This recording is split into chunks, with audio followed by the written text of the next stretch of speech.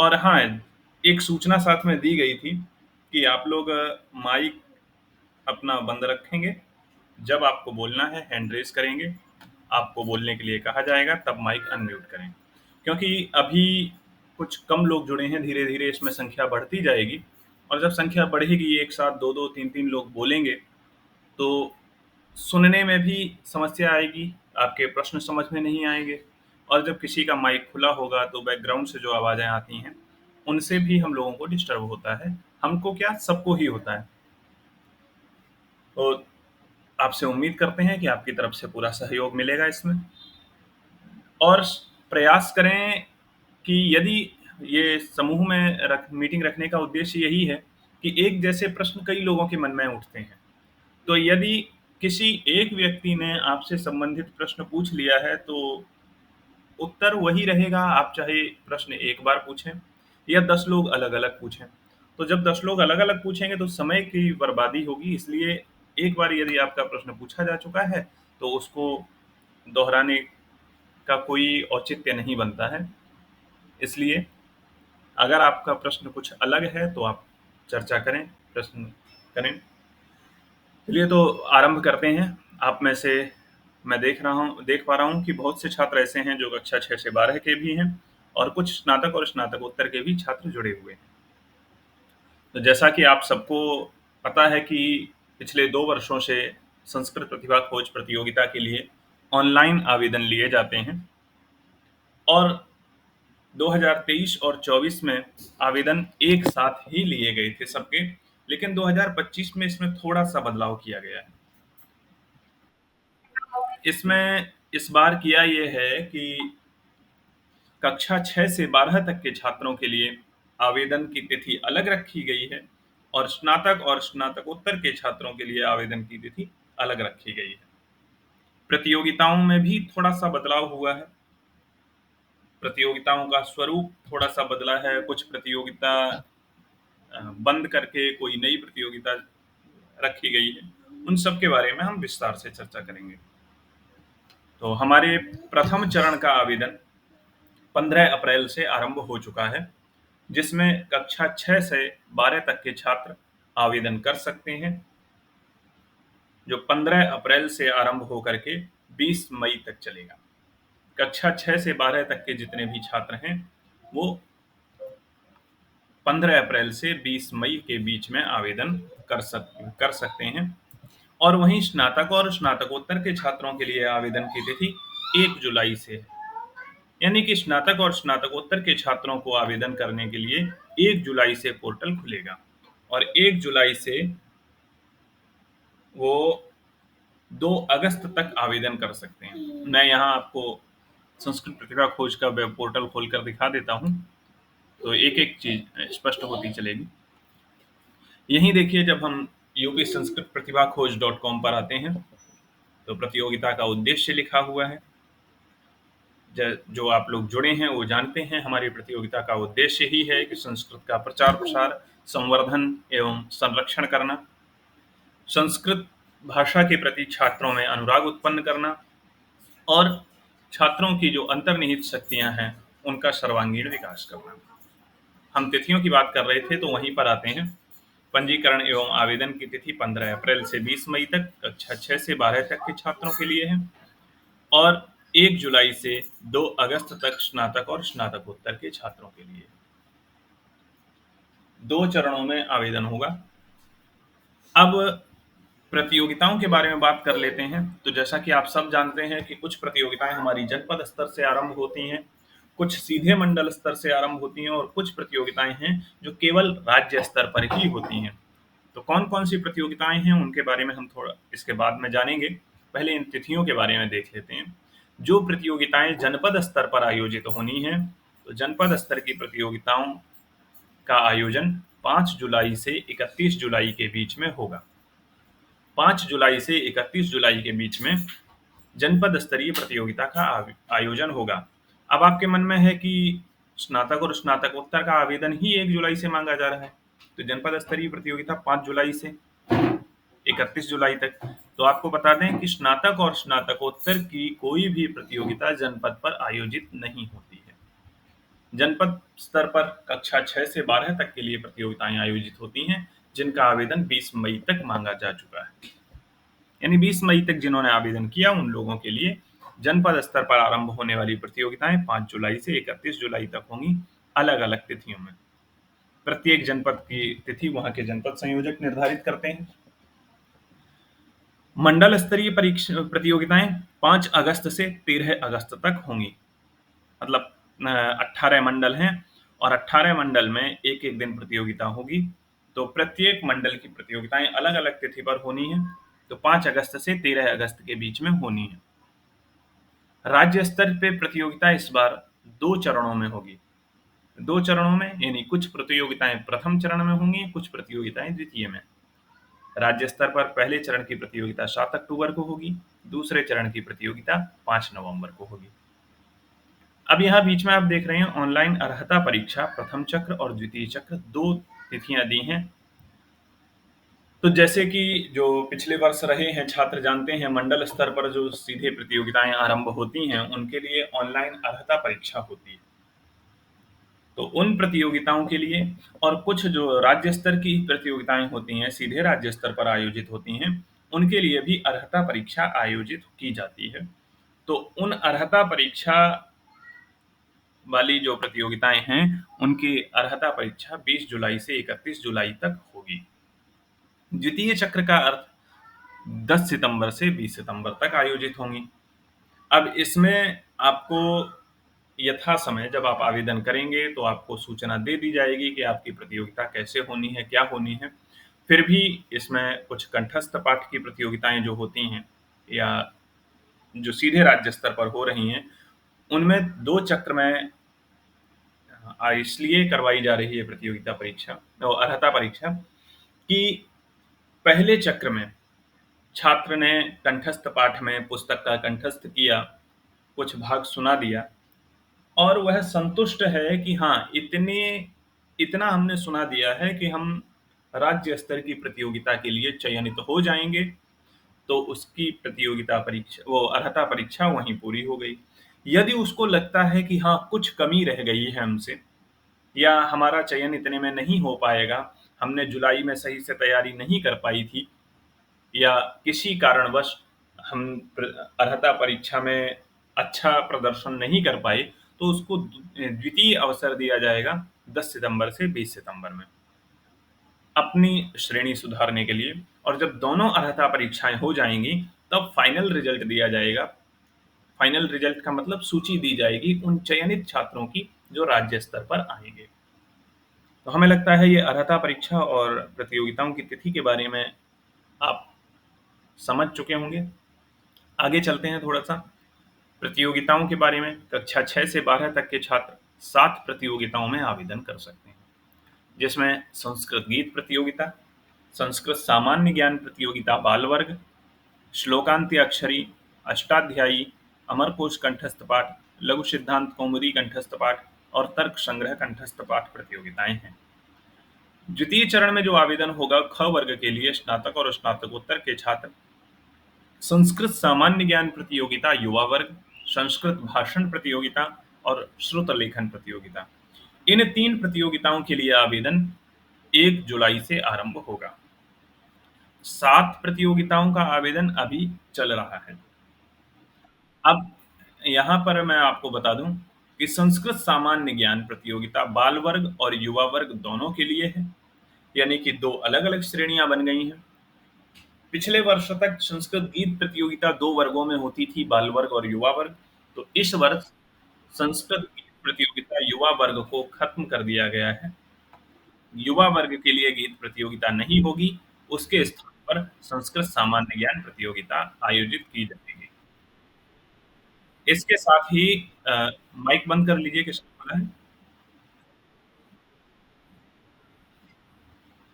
आपके भी प्रश्न लूँगा एक-एक करके। इसके साथ ही आपने पिछले वर्ष देखा था कि जनपद स्तर पर 3 प्रतियोगिताएँ आयोजित हो रही थीं, जिसमें कक्षा 6 से 12 के छात्रों के लिए संस्कृत वाचन प्रतियोगिता भी थी, वो इस वर्ष खत्म कर दी गई है। यानी कि संस्कृत वाचन प्रतियोगिता का आयोजन नहीं होगा। अब जनपद पर केवल 2 प्रतियोगिताएं होंगी, संस्कृत गीत प्रतियोगिता और दूसरी संस्कृत सामान्य ज्ञान प्रतियोगिता बाल वर्ग। यहाँ पर आपको बता दें कि इन 2 प्रतियोगिताओं में थोड़ा-सा नियम में बदलाव किया। पिछले वर्ष तक क्या होता था कि 3 पुरस्कार दिए जाते थे, प्रथम, द्वितीय, तृतीय। इस बार पुरस्कार में जनपद स्तर पर बदलाव किया गया है।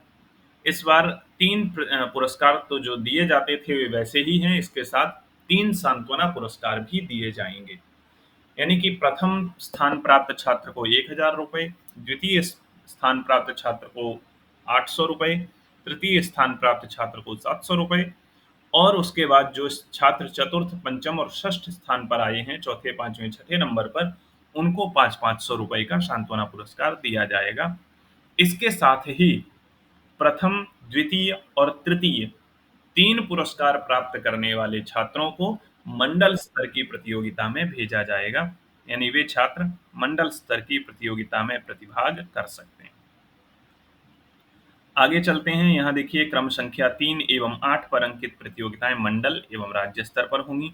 तो जब हम श्लोकांत्याक्षरी की बात करते हैं और सामान्य ज्ञान युवा वर्ग की बात करते हैं, तो ये प्रतियोगिताएं मंडल पर होंगी। जनपद पर 2 प्रतियोगिताएं होंगी। उसके बाद गीत प्रतियोगिता और सामान्य ज्ञान प्रतियोगिता में 3-3 विजयी छात्रों को मंडल में बुलाया गया। तो 2 प्रतियोगिताएं ये, साथ में 2 और प्रतियोगिताएं कक्षा 6 से 12 के छात्रों के लिए श्लोकांत्याक्षरी, स्नातक और स्नातकोत्तर के लिए संस्कृत सामान्य ज्ञान युवा वर्ग। कुल 4 प्रतियोगिताएं मंडल स्तर पर आयोजित होंगी। अब यहाँ पर जो बच्चे अ, कई बार पूछ भी रहे थे कि वाचन प्रतियोगिता नहीं होगी, उनके लिए बता दें कि संस्कृत सामान्य ज्ञान प्रतियोगिता बाल वर्ग जनपद स्तर पर आपसे भाषा दक्षता के प्रश्न पूछे जाएंगे। आप मंडल स्तर पर आते हैं तो मंडल स्तर पर आपसे पुस्तक वाचन करवाया जाएगा। यानी कि आपके वाचन का सामान्य ज्ञान देखा जाएगा कि आप संस्कृत कितनी अच्छी पढ़ लेते हैं या कितने अच्छे से आप भाव ग्रहण करते हुए संस्कृत पढ़ते हैं। यहाँ थोड़ा सा बदलाव हुआ है संस्कृत सामान्य ज्ञान प्रतियोगिता में। जनपद स्तर पर भाषा दक्षता के प्रश्न होंगे जैसे पिछले वर्ष थे, लेकिन मंडल स्तर पर प्रश्नोत्तरी के स्थान पर वाचन प्रतियोगिता होगी। वाचन प्रतियोगिता नाम नहीं दिया है, संस्कृत सामान्य ज्ञान प्रतियोगिता दिया है। सामान्य ज्ञान का अर्थ संस्कृत के बारे में जानना ही नहीं, संस्कृत को पढ़ना जानना भी है। तो आप कितना जानते हैं संस्कृत पढ़ना, ये सामान्य ज्ञान प्रतियोगिता के अंतर्गत मंडल स्तर पर इसकी जांच की जाएगी। बाकी जो ये 4 कंठस्थ पाठ प्रतियोगिताएं बचती हैं और संस्कृत भाषण और श्रुत लेखन प्रतियोगिता, तो ये 4 और 2 6 और 4 प्रतियोगिताएं मंडल पर आयोजित हुई थी, वो उनको मिला करके कुल 10 प्रतियोगिताएं राज्य स्तर पर आयोजित होंगी। मंडल में जी, जी, जी, जी, जी।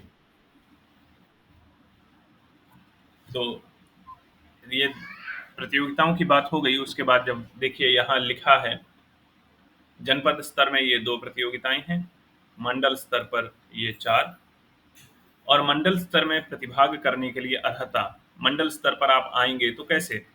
जनपद में जो प्रतियोगिताएं आयोजित हुई हैं उनमें प्रथम, द्वितीय एवं तृतीय स्थान प्राप्त करता आ सकते हैं और 2 प्रतियोगिताएं जो सीधे मंडल में आयोजित हो रही हैं उनमें श्लोकांत्याक्षरी, संस्कृत सामान्य ज्ञान की अर्हता परीक्षा उत्तीर्ण करने वाले प्रतिभागी आएंगे।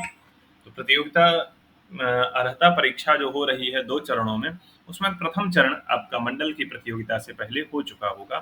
तो उसमें श्लोकांत्याक्षरी और संस्कृत सामान्य ज्ञान युवा वर्ग की जो अर्हता परीक्षा होगी, उसमें चयनित छात्र ही मंडल स्तर पर आ सकते हैं। अब इनकी परीक्षा की तिथि कहाँ मिलेगी, लिंक कहाँ मिलेगी, जो ऑनलाइन परीक्षा होगी, या सूची कहाँ मिलेगी, वो आपको वेब पोर्टल के नोटिस बोर्ड पर देख रहे हैं आप। यहाँ पर मेन्यू में नोटिस बोर्ड यहाँ है, तो इसमें जब क्लिक करेंगे तो सारी सूचनाएं आपको मिलती रहेंगी, समय समय पर अपडेट किया जाता है। राज्य स्तर की प्रतिभा खोज, पूरी 10 प्रतियोगिताएं होंगी। केंद्र उत्तर प्रदेश संस्कृत संस्थान द्वारा निर्धारित स्थल होगा और प्रतिभाग करने के लिए आपको मैं अभी बता चुका हूं कि मंडल में जो प्रतियोगिताएं आयोजित हुई हैं उनमें प्रथम, द्वितीय स्थान प्राप्त करता और जो कंठस्थ पाठ प्रतियोगिताएं हैं, संस्कृत भाषण है और श्रुत लेखन है, इनकी ऑनलाइन अर्हता परीक्षा उत्तीर्ण करने वाले प्रतिभागियों को बुलाया जाएगा। इसकी भी सूचना और तिथि नोटिस बोर्ड पर आएगी। प्रतियोगिताओं के नियम जो पिछले वर्ष छात्र आ चुके हैं वो भली भांति परिचित होंगे। जो नए छात्र जुड़ेंगे वो यहाँ देख सकते हैं प्रतियोगिता के बारे में सामान्य नियम और प्रतियोगिता आधारित नियम। आप जिस प्रतियोगिता में आ रहे हैं उस प्रतियोगिता के नियम यहाँ से जरूर देख लें और सामान्य नियम भी पढ़ लें और जान लें। ये आवेदन करने से पहले के कार्य हैं कि प्रतियोगिता के बारे में सामान्य नियम और प्रतियोगिता का नियम आपको ज्ञात होना चाहिए, क्योंकि आप उस फॉर्म भरने समय घोषणा करते हैं कि मैंने सभी नियम ध्यानपूर्वक पढ़ लिए हैं और मुझे स्वीकार्य हैं। तो कहीं भी शपथ आप ग्रहण करते हैं तो यानी वो कार्य कर चुके हैं, तभी तो ऐसा कह रहे हैं। सभी जो ऑनलाइन अर्हता परीक्षाएं हैं वो जूम या मीट पर आयोजित होंगी, जैसे अभी हम लोग वार्तालाप कर रहे हैं। परिणाम की घोषणा यहीं पर परिणाम की घोषणा आएगी इसी पोर्टल पर। पुरस्कारों के विवरण के बारे में मैंने अभी बताया। प्रथम 1000, द्वितीय 800, तृतीय 700, सांत्वना के कुल 500 के पुरस्कार हैं। मंडल स्तर की पुरस्कार राशि में कोई बदलाव नहीं हुआ है और राज्य स्तर की पुरस्कार राशि में भी कोई बदलाव नहीं हुआ है।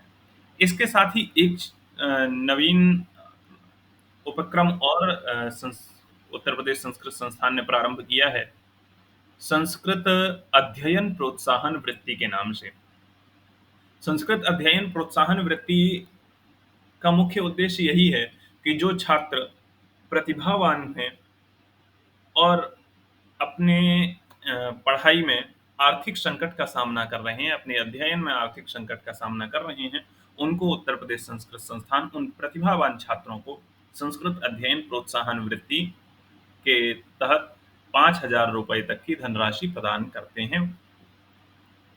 अब इसके लिए क्या करना होता है, तो इसके बारे में भी मैं आपको बता दूं कि ये जो श्लोकांत्याक्षरी और कंठस्थ पाठ प्रतियोगिताएं हैं, इन 5 प्रतियोगिताओं में राज्य स्तर पर आने वाले प्रत्येक प्रतिभागी में जो पुरस्कार प्राप्त कर लेते हैं, प्रथम, द्वितीय, तृतीय और 3 सांत्वना, इन 6 प्रतिभागियों को छोड़ करके आगे के 20 प्रतिभागी, यानी जिन प्रतिभागियों ने राज्य स्तर पर 7वें से 26वां स्थान तक प्राप्त किया है, उन सभी प्रतिभागियों को 5-5 हजार रुपए तक की वार्षिक अध्ययन प्रोत्साहन वृत्ति दी जाएगी।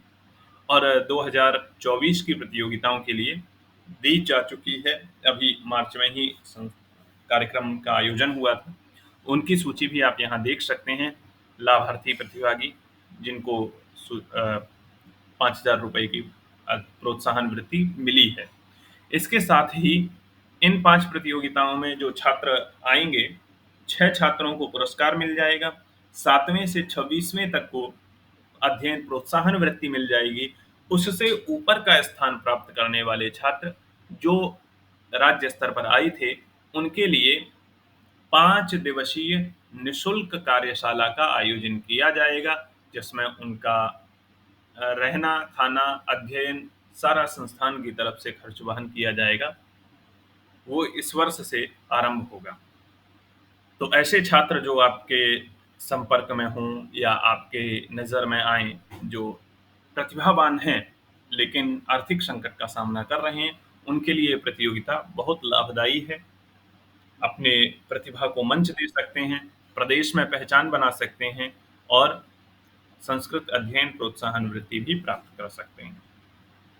इसके साथ ही एक आवश्यक सूचना और देना चाहूँगा कि जो लोग इस संस्कृत प्रतिभा खोज से पहले से जुड़े हुए छात्र हैं, मतलब 2023 से पहले या 23 तक में जिन्होंने आवेदन किया था, वो जानते थे कि संस्कृत प्रतिभा खोज में अभिनय प्रतियोगिता का आयोजन भी होता था। यानी कि 2023 तक संस्कृत अभिनय प्रतियोगिता का भी आयोजन उत्तर प्रदेश संस्कृत संस्थान करवाता था, जो 2024 में बंद कर दी गई थी। लेकिन इस वर्ष उसको पुनः आरंभ करने की योजना है, लेकिन संस्कृत प्रतिभा खोज के साथ नहीं, बल्कि उसको नाट्य महोत्सव के नाम से अलग आयोजित किया जाएगा। तो जो भी विद्यालय या छात्र अपनी मंडली के साथ कोई भी नाटक तैयार करें और चयनित नाटकों को उनकी वेशभूषा, साज-सज्जा इत्यादि के लिए भी राशि संस्थान के द्वारा ही प्रदान की जाएगी।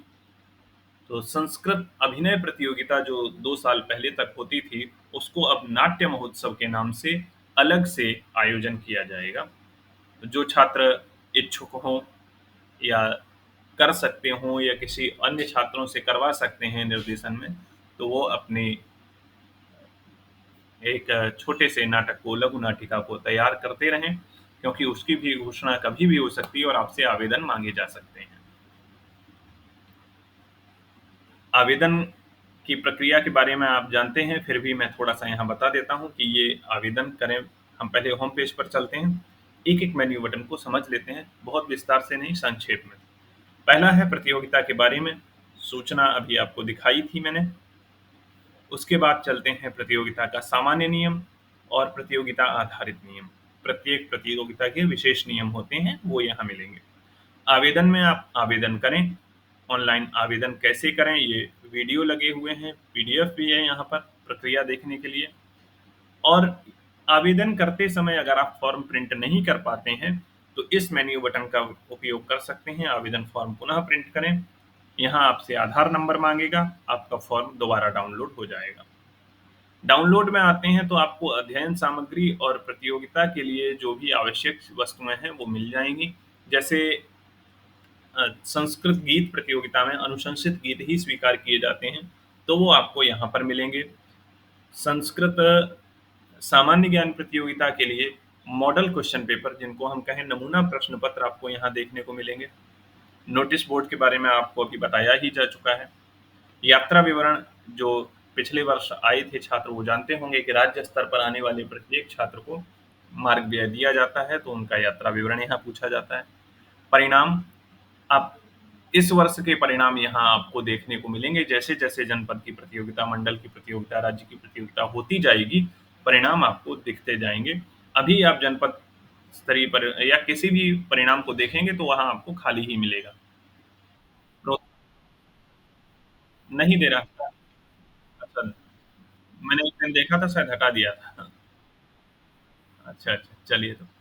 संस्कृत अध्ययन प्रोत्साहन वृत्ति में आपको बताया था कि लाभार्थी प्रतियोगी प्रतिभागियों की सूची, ये छात्र हैं, इन छात्रों को इस वर्ष संस्कृत अध्ययन प्रोत्साहन वृत्ति दी जा चुकी है। उसके नियम क्या हैं? यहाँ आप नियमावली देख सकते हैं, वैसे जो थे वो मैंने आपको बता भी दिए हैं।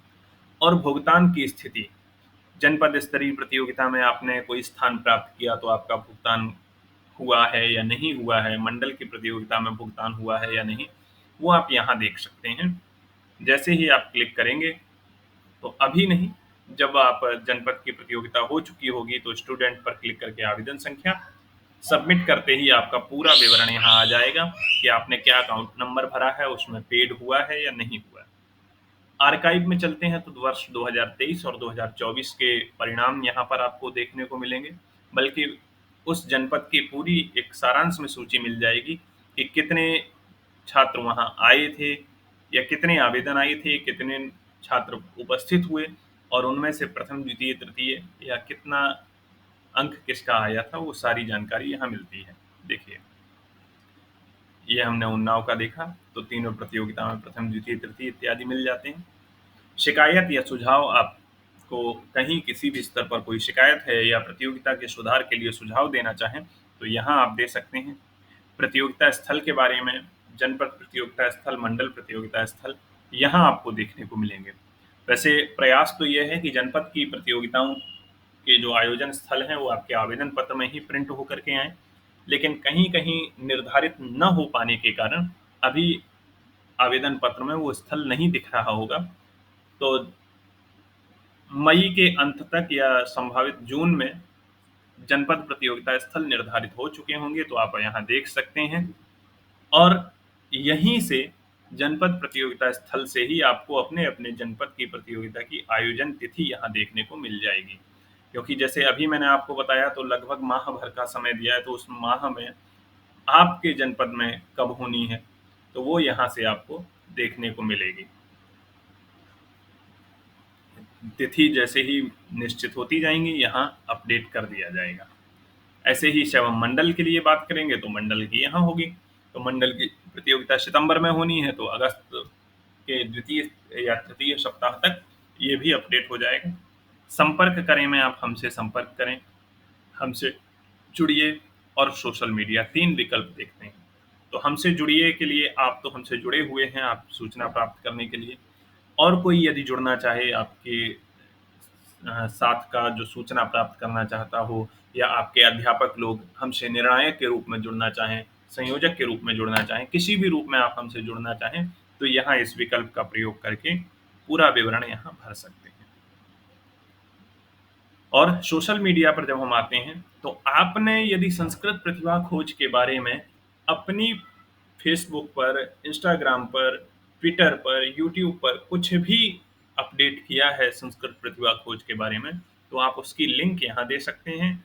और डिस्क्रिप्शन यहाँ आप अपना नाम, जनपद का नाम, या क्या आपने एक छोटी-सी, मतलब कम से कम शब्दों में आप यहाँ पर डिस्क्रिप्शन में लिख दें कि हमने किस पर पोस्ट किया या क्या पोस्ट किया, उसकी लिंक यहाँ दे दें, सबमिट कर दें। तो ये तो हो गई हमारे पोर्टल की बात। अब एक-एक करके हम आप लोगों के प्रश्न लेते हैं। चलिए बीच जी,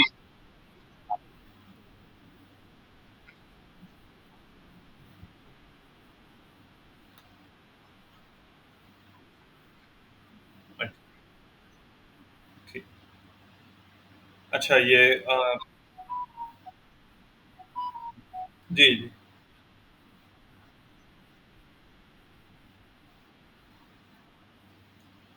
तब तो काफ़ी लंबा समय है स्नातक और स्नातकोत्तर के छात्रों के लिए। जी, जी, ठीक। चलिए तो अब एक-एक करके आप लोगों के प्रश्न लेना शुरू करते हैं।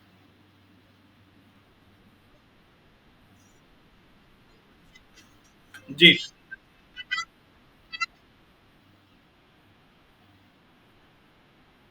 जी, जी।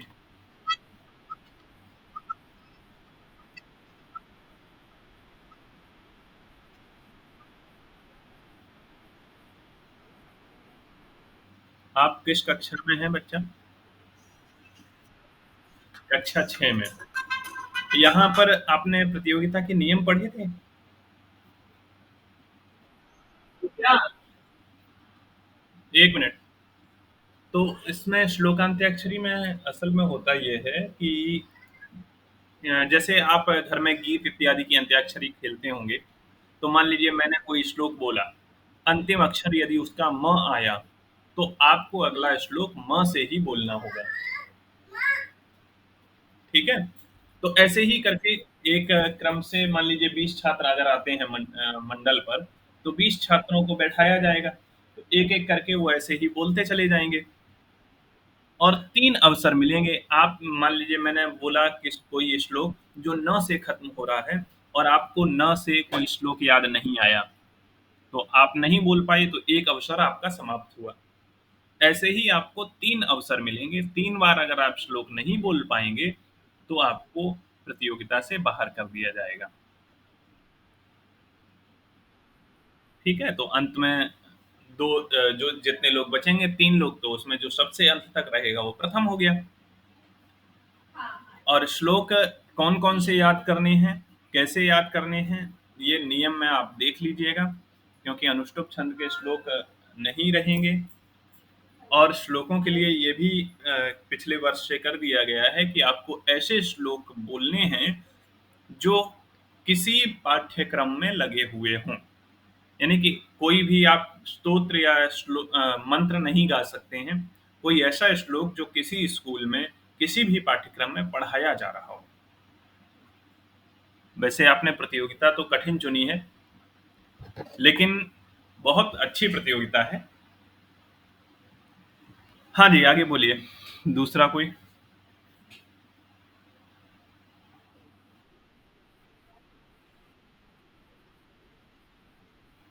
सामान्य ज्ञान में भी 3 अवसर ही मिलते हैं।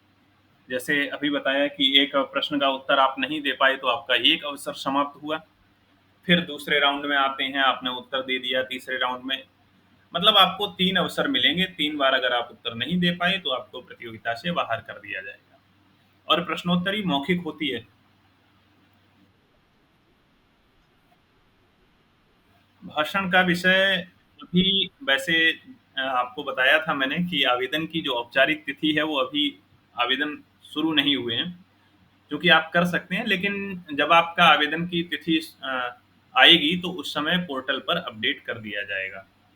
क्योंकि विषय प्रत्येक वर्ष अलग-अलग रहता है, तो हमें लगता है जुलाई के प्रथम सप्ताह में या जून के अंत तक पोर्टल पर अपडेट कर दिया जाएगा। और अगर आप फॉर्म भरेंगे तो आपको उसकी सूचना अलग से दी जाएगी व्हाट्सएप पर। हम लोगों की तरफ से सूचना में कोश प्रयास ये रहता है कि सूचना अधिक से अधिक पहुँच जाए, कोई छात्र सूचना के अभाव में ना रहे। तो वैसे पोर्टल पर भी आ जाएगी और आपके पास सूचना आ जाएगी। नमो नमः जी, बोलें।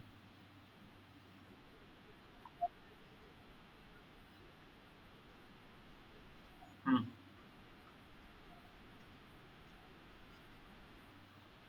अकेले का मतलब क्या है?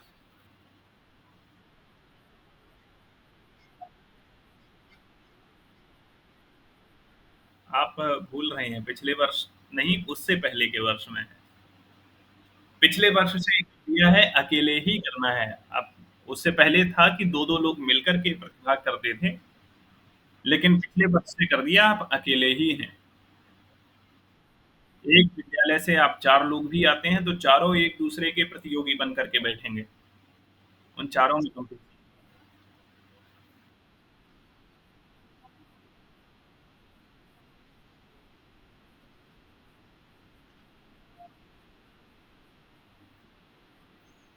नहीं, नमूने का मतलब होता है कि वैसे होंगे, वही होंगे ऐसा निश्चित नहीं है। वही जैसे हाँ, बिल्कुल। जैसे हम आपसे पूछें कि आपके यहाँ लोगों के नाम कैसे होते हैं? तो आप 2-4 लोगों के नाम बताएँगे। तो क्या मतलब है कि वही नाम सबके हैं?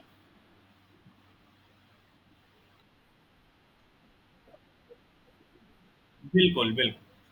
जैसे आप पढ़ते होंगे संधि इत्यादि के प्रश्न, तो संधि में आपने पढ़ा होगा विद्याधन आलयः, आपके अध्यापक ने पढ़ाया। लेकिन लेकिन परीक्षा में क्या विद्याधन आलयः ही आता है? बस, बस। बिल्कुल, क्योंकि परीक्षा में देवालयः भी आ सकता है। नहीं, सिलेबस तो कुछ नहीं सिलेबस क्या वहाँ पर उस प्रकार के प्रश्न दिए हैं कि जैसे हम वर्ण विन्यास पूछेंगे या संधि पूछेंगे, तो वो आप हाँ, जो हाँ, जनपद के जो मॉडल मतलब नमूना प्रश्न पत्र है, तो उसमें वही प्रश्न रहेंगे जो नमूना प्रश्न में दिए हैं, मतलब पाठ्यक्रम वही रहेगा।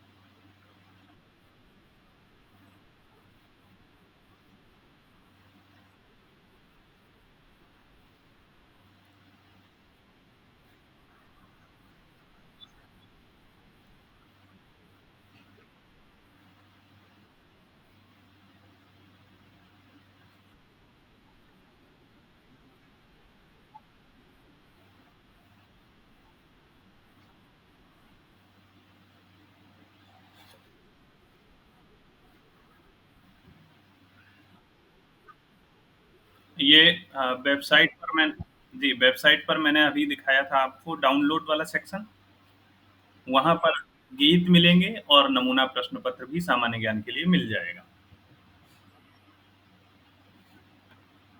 ठीक है? जी, नमस्कार। 1 मिनट ये देखो।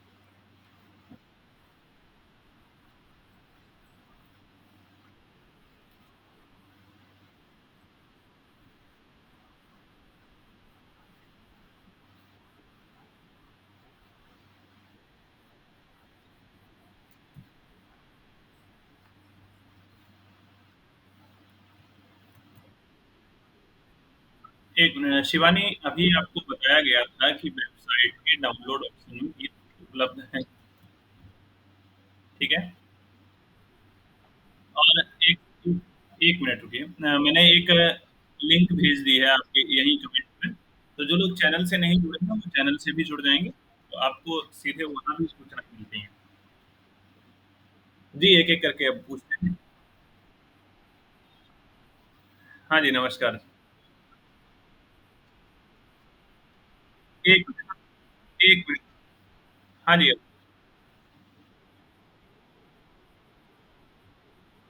जी। हाँ जी।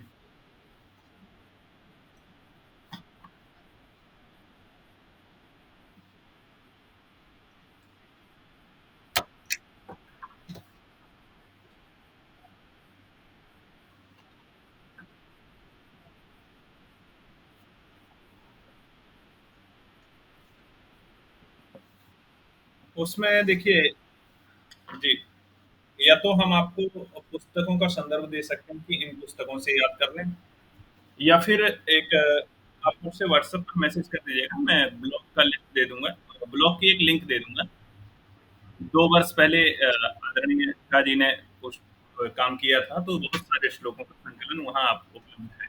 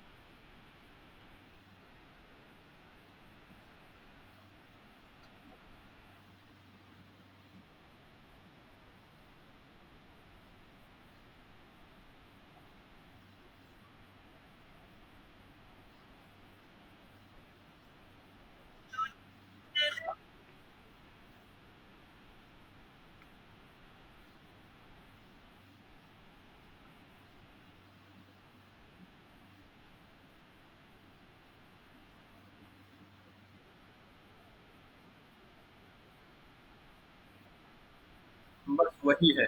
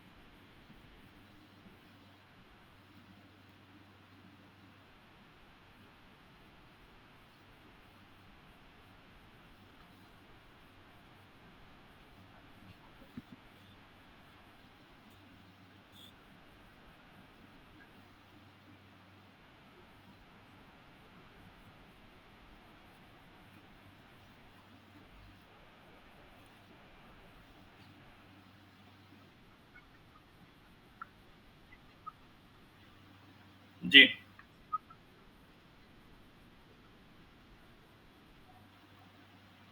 उसमें प्रयास ये किया जाएगा कि स्नातक स्तर पर जो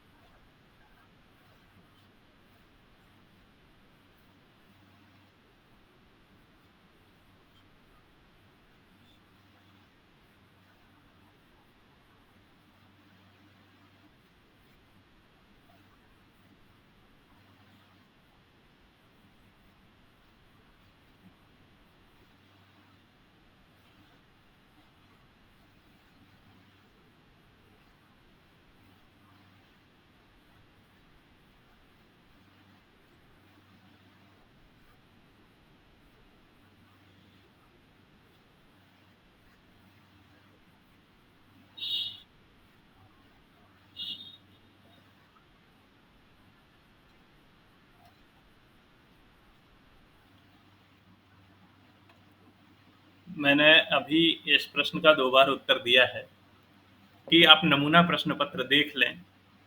वेबसाइट पर पड़ा हुआ है और हर वर्ष लगभग वैसे ही प्रश्न रहते हैं। क्योंकि हमारा जो पाठ्यक्रम है कि जनपद पर हमें इस अध्याय से प्रश्न पूछने हैं या ये वर्ण विन्यास के प्रश्न होंगे, संधि के प्रश्न होंगे, तो वो जनपद पर वही रहते हैं।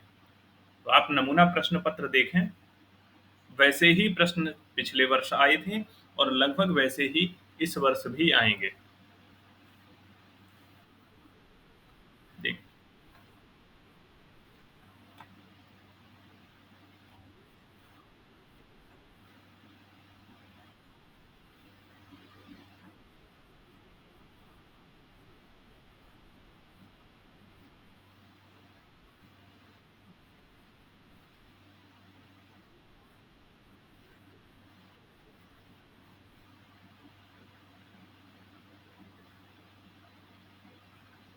चलिए आगे। हाँ जी, नमो नमो।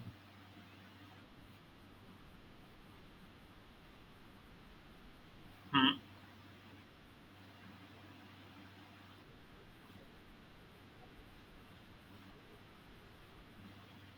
नहीं, कोई भी स्तोत्र या श्लोक कोई भी नहीं बोल सकते थे, वो उससे पहले नियम था, लेकिन इस वर्ष पिछले वर्ष चेंज बदल दिया गया था नियम।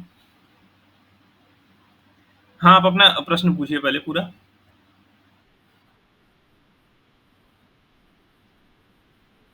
देखिए, पिछले वर्ष से नियम में परिवर्तन हुआ है कि श्लोक ऐसा होना चाहिए जो भारत के किसी भी विद्यालय या विश्वविद्यालय के पाठ्यक्रम में शामिल पुस्तक से हो। तो स्तोत्र या फिर कोई भी वंदना का श्लोक मान्य नहीं होगा, ठीक है?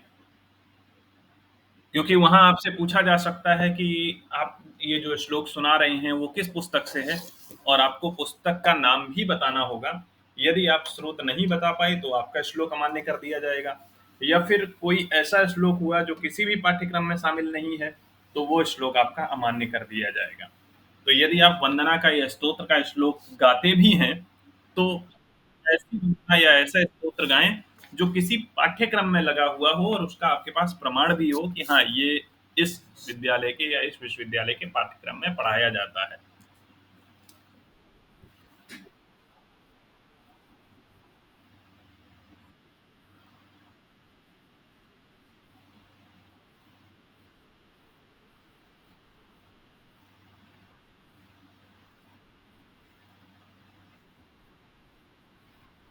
रघुवंश षष्ठ सर्ग पढ़ रहे होगे?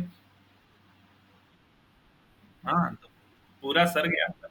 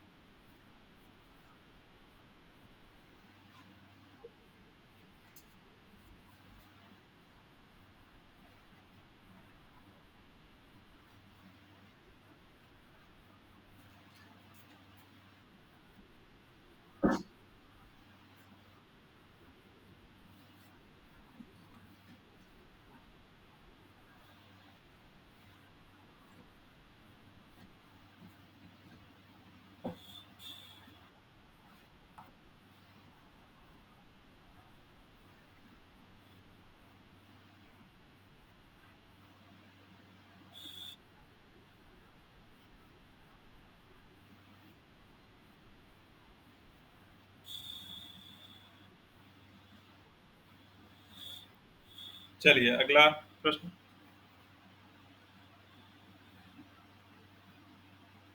जी, सत्यव्रत तोमर, आदित्य पांडे, और किसी का कोई प्रश्न है? हाँ जी, बोलें आदित्य।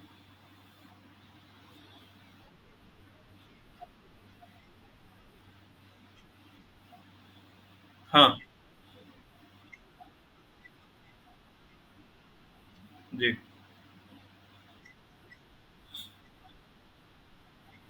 नहीं, एक, हाँ, बोल लीजिए, बोलिए। हम्म,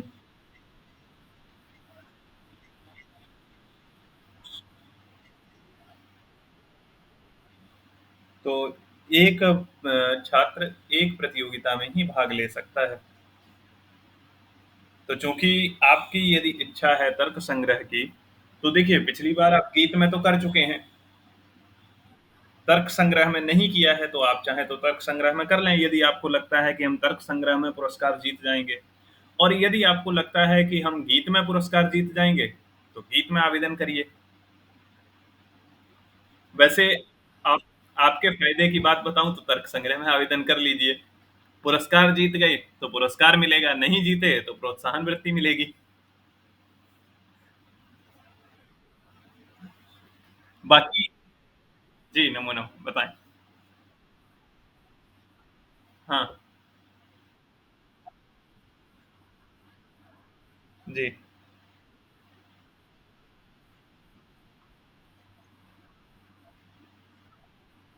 जिसमें आपको ज़्यादा अच्छी तैयारी हो, या जिसमें आपको लगता हो कि हाँ, मैं इसमें ज़्यादा अच्छा कर सकता हूँ, उसमें आइए।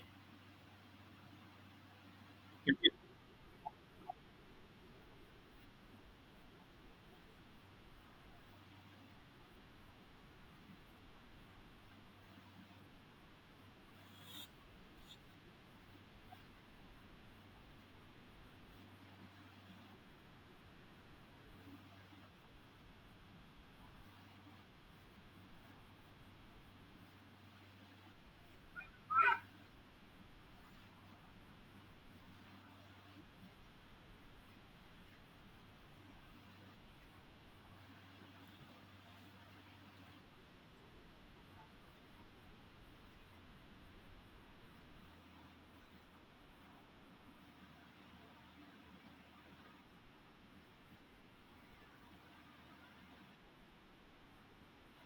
जी।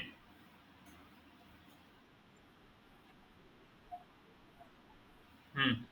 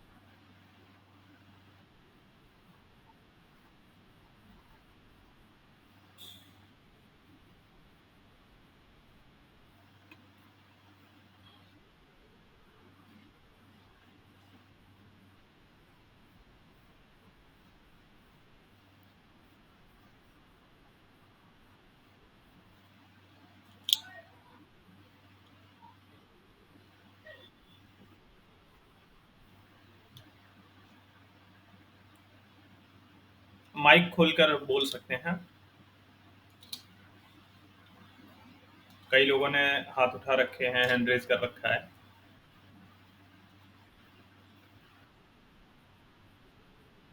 जी, प्रणाम, बताएँ।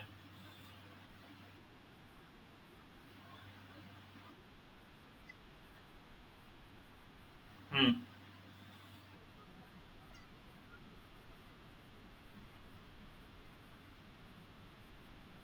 हुँ।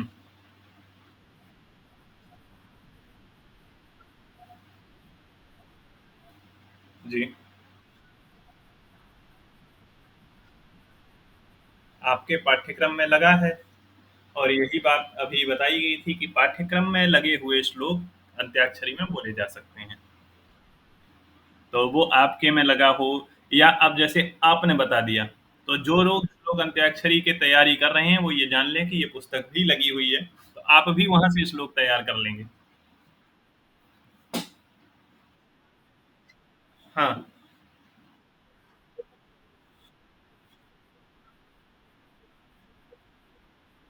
नि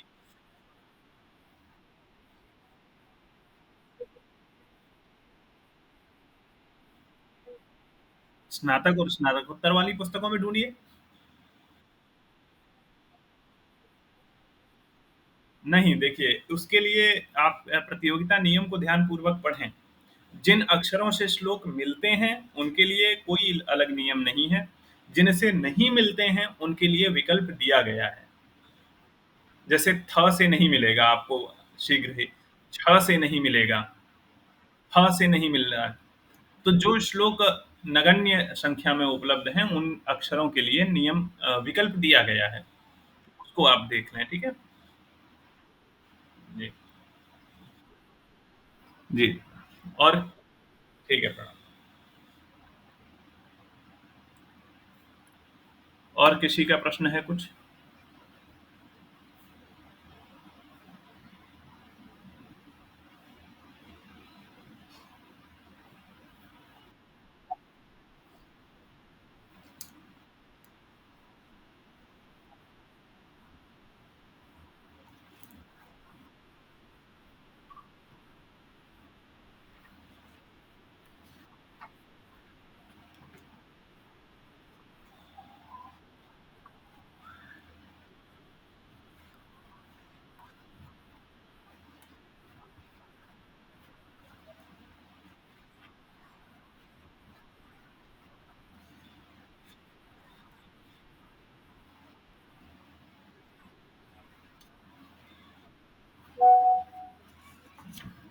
ठीक है जी।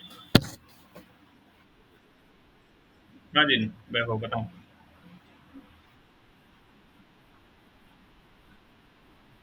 हाँ,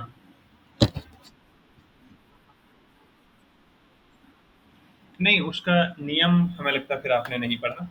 पदकृत्य के लिए ये है कि जैसे पहले तो हम मूल ही सुनेंगे।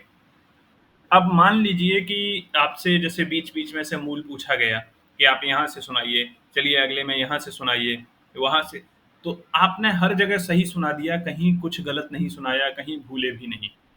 ऐसा ही किसी और ने भी सुना दिया। मान लीजिए 4 बच्चों ने बिल्कुल सही सुनाया जिनकी कोई त्रुटि नहीं है, तो अब उनमें से प्रथम किसको किया जाएगा? तो ऐसे स्थान पर जहाँ निर्णय संभव नहीं है, वहाँ परिकृत्य पूछा जाएगा, कि भाई ठीक है, इतना तो सबने सुना दिया, ये 4 बच्चे हो गए, अब इनमें प्रथम, द्वितीय, तृतीय का निर्णय करने के लिए पदकृत्य टीका सुनाइए। पदकृत्य भी सुना दिया, तो हो सकता है उससे संबंधित प्रश्न और स्तर बढ़ा दिया जाए। तो इसलिए पदकृत्य की आवश्यकता होती है। ऐसा ही नहीं है कि आपसे जाते ही पदकृत्य सुनने लगेंगे। लेकिन पदकृत्य याद रखिए, क्योंकि 3 प्रतिभागी, 4 प्रतिभागी अगर ऐसे आ गए, तो आपका अवसर पीछे हो सकता है। जी, चलिए और किसी का हमें नहीं लगता है कि अब कोई प्रश्न होगा, तो हाँ, हाँ, आदित्य बोलो।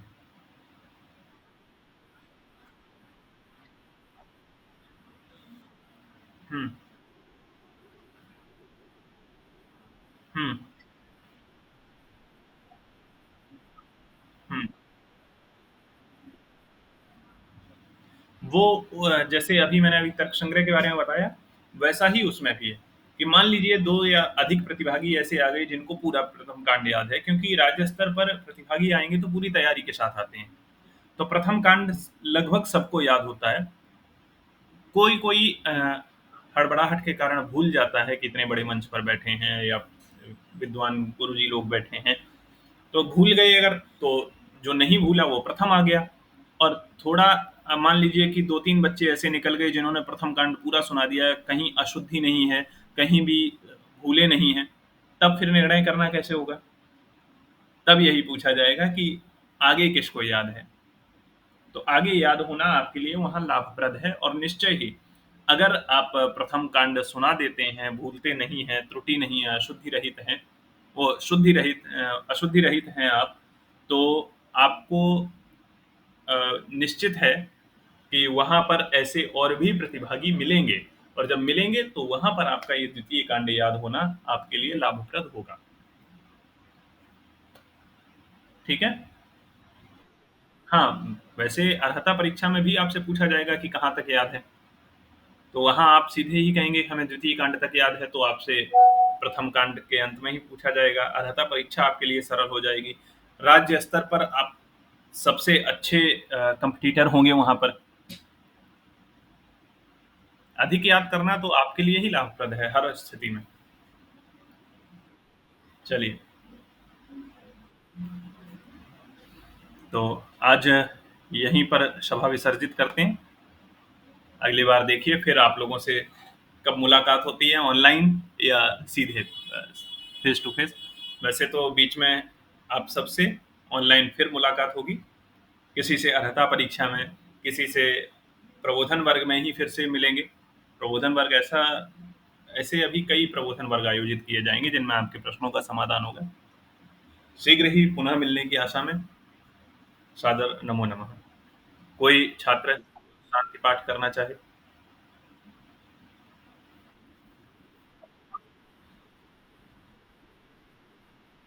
बिल्कुल, बिल्कुल।